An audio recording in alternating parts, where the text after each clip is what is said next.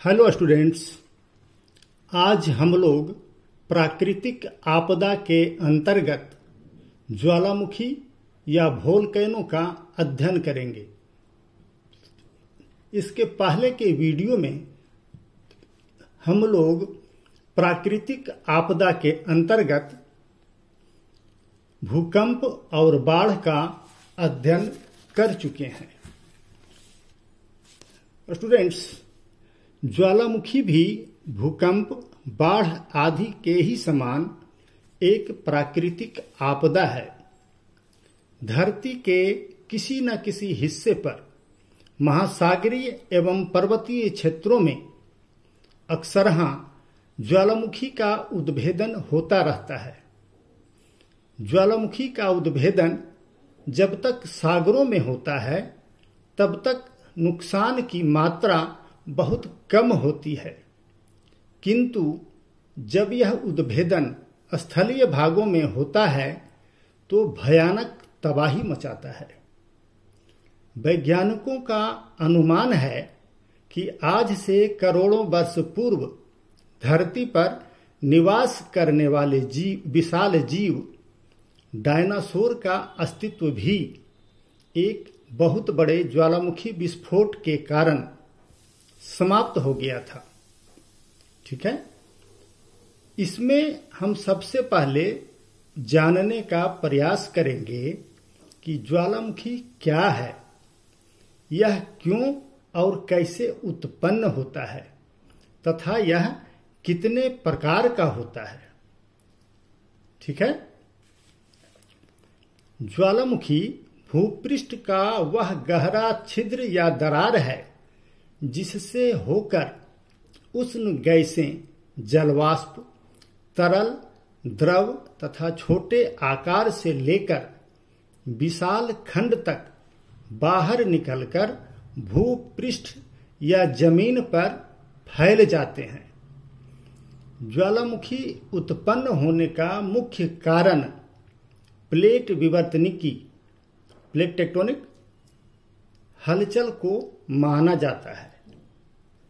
ये प्लेटें जब आपस में टकराने के लिए आगे बढ़ती हैं तो उनके पीछे का हिस्सा खाली हो जाता है, या दूसरे शब्दों में भूपृष्ठ का यह भाग पतला या हल्का हो जाता है और धरती के मेंटल, जिसको स्टेनोस्फेयर भी कहते हैं, में उबलते मैग्मा के धक्के को सहने में असमर्थ हो जाता है। परिणाम स्वरूप बड़ी ही तेजी के साथ मैग्मा बाहर निकलने लगता है।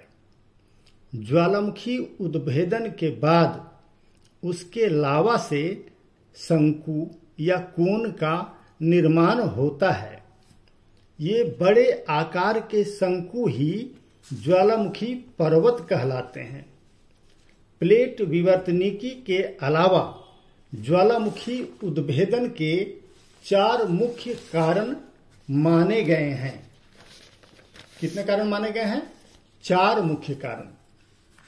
इसमें से पहला है उष्मा की उत्पत्ति, दूसरा मैग्मा का ऊर्ध्व प्रवाह की प्रकृति, तीसरा है पर्वतीय क्षेत्र की भू रचना, उसका बनावट जमीन का, चौथा है भूकंप। अब इसमें से देखते हैं पहला, जो है उष्मा की उत्पत्ति।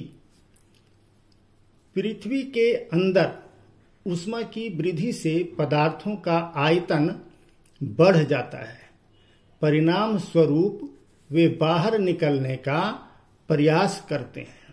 कोई भी चीज गर्मी से फैलता है, देखते हो, ये भी फैल रहा है, इसका आयतन बढ़ता है।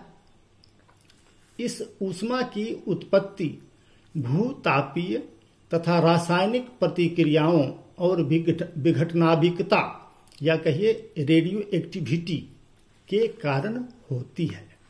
ठीक, अब दूसरा देखते हैं, मैग्मा की ऊर्ध्व प्रवाह की प्रवृत्ति या प्रकृति। धरातल की हलचलों तथा गैस एवं वाष्प के दबाव के कारण मैग्मा ऊपर की ओर उठता है, ऊपर चलता है। इन गैसों के धक्के से कमजोर पृष्ठभूमि फट जाता है और लावा एवं गैस बहुत तेजी के साथ धड़ाके की आवाज करते हुए विस्फोट होता है, बाहर को निकल पड़ती है। ठीक है, अब तीसरा देखते हैं, पर्वतीय क्षेत्र की भू रचना। स्थल भागों में प्रायः ज्वालामुखी विस्फोट मुख्य रूप से वलित पर्वतों के क्षेत्र में होते हैं। कौन से पर्वत? वलित पर्वत, जैसे हिमालय है, एंडीज है। क्योंकि पर्वतों के निर्माण के क्रम में भूपृष्ठ की तहें मुड़ और टूट जाती हैं, जिससे गैस, लावा तथा विखंडित पदार्थों को बाहर निकलने का सुगम मार्ग प्राप्त हो जाता है। ठीक, अब चौथा देखते हैं, भूकंप। भूकंप के दौरान कभी कभी भूपृष्ठ में गहरी दरारें पड़ जाती हैं। ये दरारें भी मैग्मा को बाहर निकलने का मार्ग प्रदान कर देती हैं, क्योंकि दरारों की गहराई में भूपृष्ठ पतला हो जाता है। यहां तक तो हो गया। अब आगे देखते हैं, इसमें ज्वालामुखी उद्भेदन में उससे कई प्रकार के पदार्थ बाहर निकलते हैं। अभी तक तो हम लोग देखे कि ये क्यों उत्पन्न हो रहा है।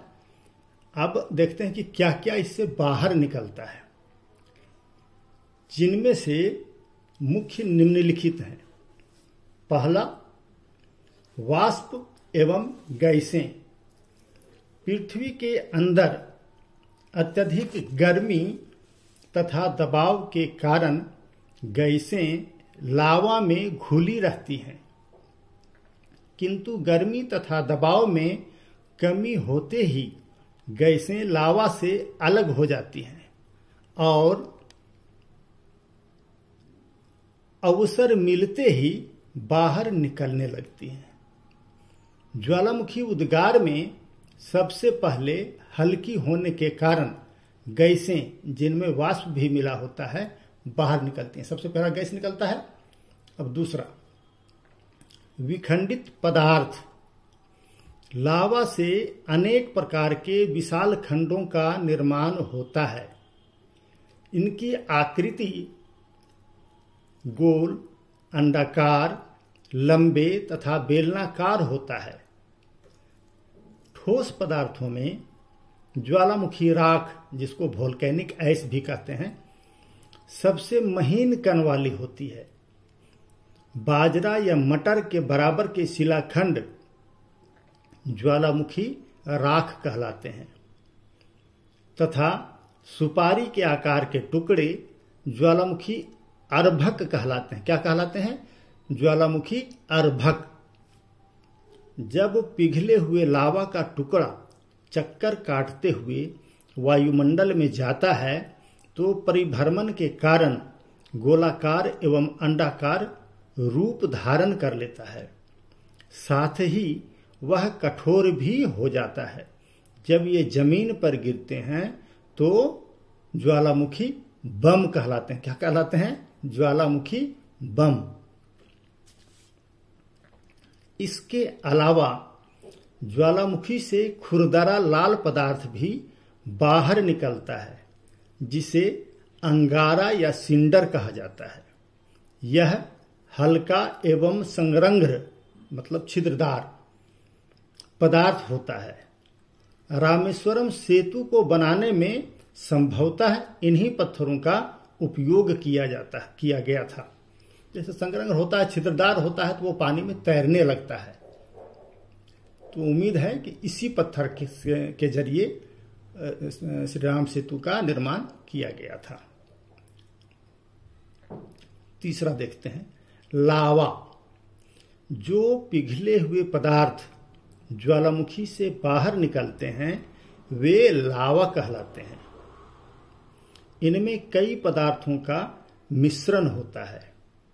सैकता या इसको कह सकते हैं लसलसापन या विस्कोसिटी की मात्रा कम रहने पर इसको अल्पसीलिक लावा, क्या कहते हैं, मात्रा इसका कम रहेगा लसलसापन का तो अल्पसीलिक लावा कहा जाता है। तथा सैकता की मात्रा या लसलसापन की मात्रा अधिक रहने पर लावा को अधिशीलिक लावा कहा जाता है।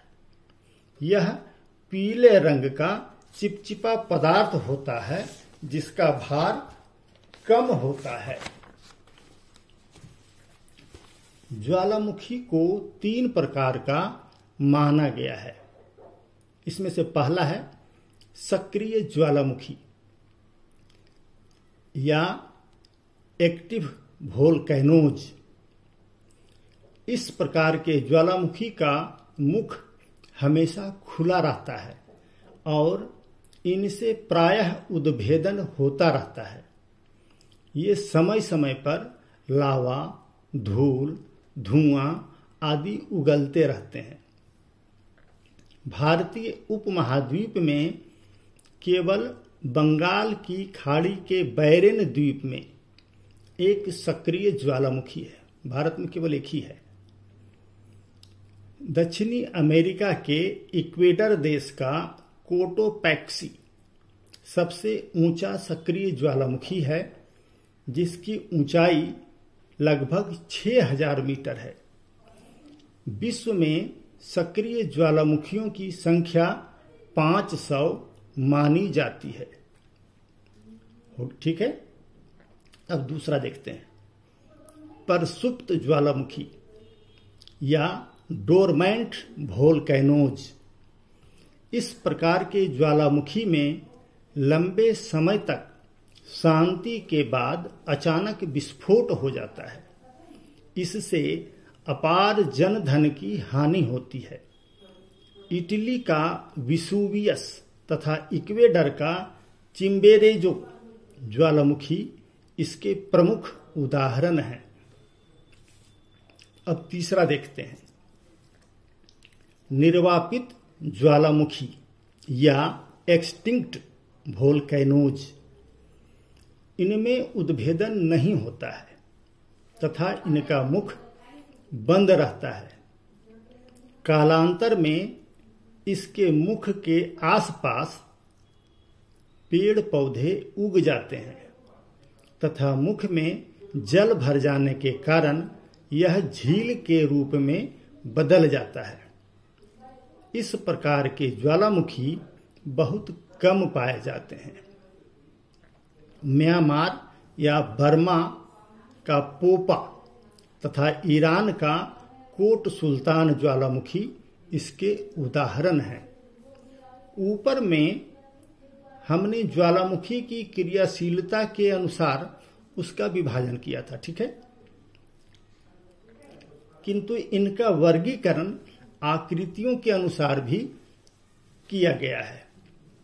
इसमें ज्वालामुखी के मुख या शंकु को आधार माना गया है। ज्वालामुखी द्वारा निर्मित शंकु की रचना और आकृति उससे निकले हुए पदार्थों पर निर्भर करता है। शंकु की आकृति में भिन्नता के आधार पर उन्हें कई वर्गों में रखा गया है जो निम्नलिखित हैं।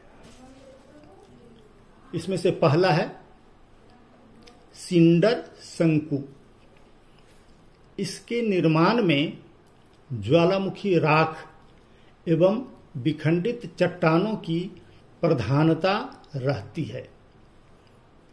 चट्टानी टुकड़े असंगठित होते हैं जिनमें कालांतर में जल प्रवेश पा जाते हैं। इसके उदाहरण मेक्सिको का जोरल्लो तथा सान साल्वेडोर का माउंट इजाल्को हैं। ठीक है, अब इसका दूसरा देखते हैं। पहला सिंडर शंकु था, दूसरा है कंपोजिट शंकु। यह अन्य सभी शंकुओं से ऊंचा होता है। ज्वालामुखी से निकले प्रायः हर तरह के पदार्थ इसमें शामिल होते हैं तथा धरातल से शंकु का ढाल 35 डिग्री से 40 डिग्री तक होता है। इसे मिश्रित शंकु भी कहा जाता है। क्या कहा जाता है? मिश्रित शंकु। कंपोजिट शंकु को भी मिश्रित शंकु भी कहा जाता है।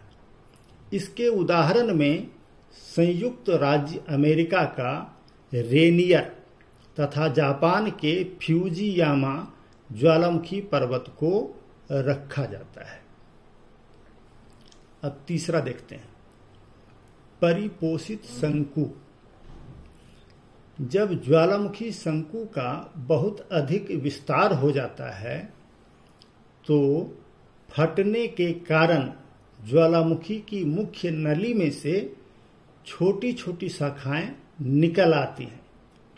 मुख्य शंकु के निचले भाग पर इन उपनलियों से लावा आदि पदार्थ निकलकर जमा होने लगता है, जिससे भी शंकुओं का निर्माण हो जाता है।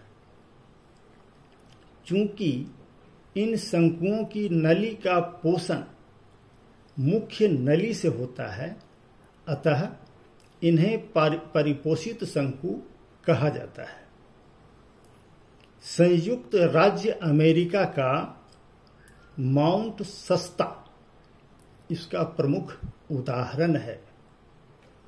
यहां तक तीसरा हो गया। अब चौथा देखते हैं। चौथा है बेसिक लावा शंकु। जब लावा काफी हल्का तथा पतला होता है एवं सिलिका की मात्रा बहुत कम होती है तो लावा दूर तक फैलने के बाद जमता है। पतला होने के कारण दूर तक फैल जाता है, उसके बाद जमता है। ठंडा होता है फिर जमता है। इसका आकार शील्ड की तरह होता है। क्योंकि इसकी रचना बेसाल्ट लावा से होती है, अतः इसे बेसिक लावा शंकु कहा जाता है। बेसिक लावा शंकु इसका क्या नाम क्यों पड़ा है, सब समझ गए। अब इसका पांचवा देखते हैं, एसिड लावा शंकु। जब लावा गाढ़ा एवं चिपचिपा होता है एवं सिलिका की मात्रा अधिक होती है तो लावा बाहर निकलते ही ठंडा होकर जम जाता है। फलस्वरूप तीव्र ढाल वाले ऊंचे शंकु का निर्माण होता है। ठीक, पांचवा हो गया। अब छठा है लावा गुंबद। इसका निर्माण ज्वालामुखी छिद्र के चारों तरफ लावा के जमाव से होता है। लावा गुंबद प्रायः शील्ड शंकु का ही रूप होता है, मतलब मिलता जुलता है। अंतर केवल इतना होता है कि लावा गुंबद का शंकु अधिक फैला हुआ होता है, वो जगह अधिक घेरता है। ठीक है, यहां तक आपका हो गया। अब देखते हैं, फिर भी उपरोक्त अध्ययन से स्पष्ट हो जाता है कि ज्वालामुखी की उत्पत्ति का मुख्य कारण प्लेट विवर्तनी की हलचल है, किंतु अन्य कारण भी जिम्मेवार हैं, जिसमें से एक स्वयं मानव का क्रियाकलाप भी है। जैसे डीप बोरिंग वगैरह लोग कराते हैं। खास करके रूस में जो डीप बोरिंग किया गया था वो धरातल से 12 किलोमीटर नीचे तक बोरिंग किया गया, केवल पृथ्वी के नीचे के हिस्से को समझने के लिए।